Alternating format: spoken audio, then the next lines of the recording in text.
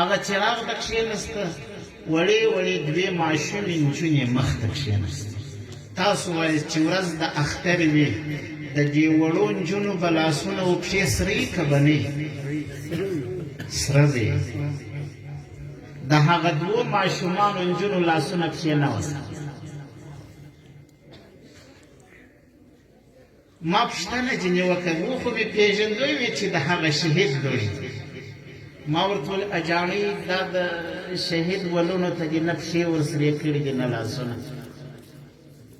ویې ژړل.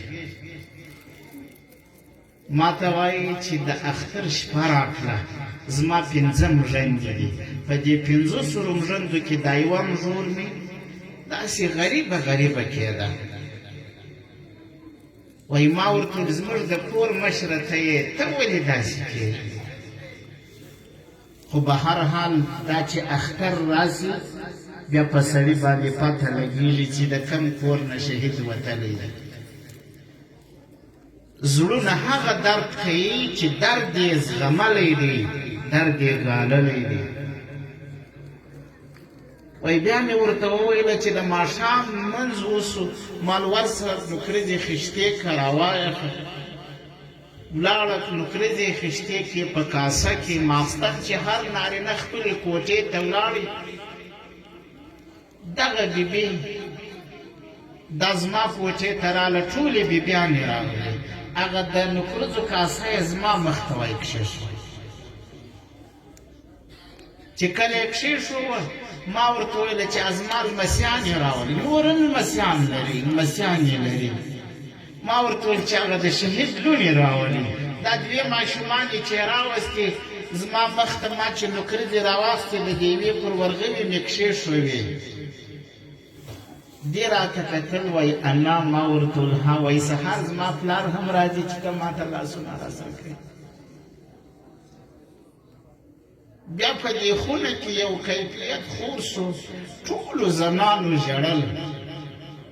په الله قسم که یوې ښځې لا هم یا لاسونه یا پښې سرې کړي دي. وایي زموږ د کورو دغه حال دی، زموږ د ماشومانو دغه حال دی، د دې وړو وړو ماشومانو نجونو دغه حال دی.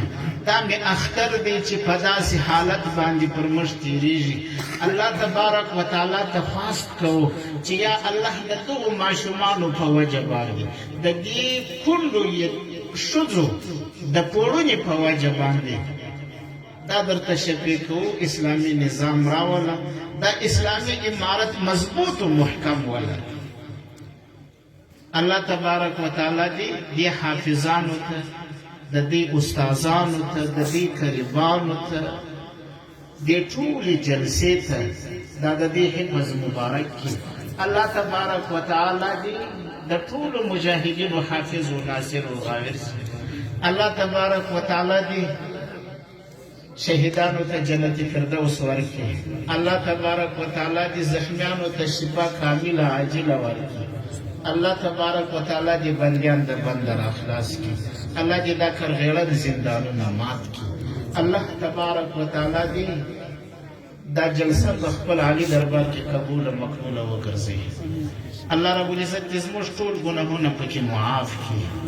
چې څومره ملګرو دلته ګډون کړی دي، الله رب العزت دې ټولو ته جنتي فردوس ورکړي. الله رب العزت دې موږ و تاسو، زموږ ستاسو مور و پلار د حشرګاه میدان ته په سپین مخ کې راولي. الله تعالی دې مې د رسول الله د مبارکو لاسونه د حوض کوثر اوبه نصیب کړي. واخر دعوانا ان الحمد لله رب العالمین.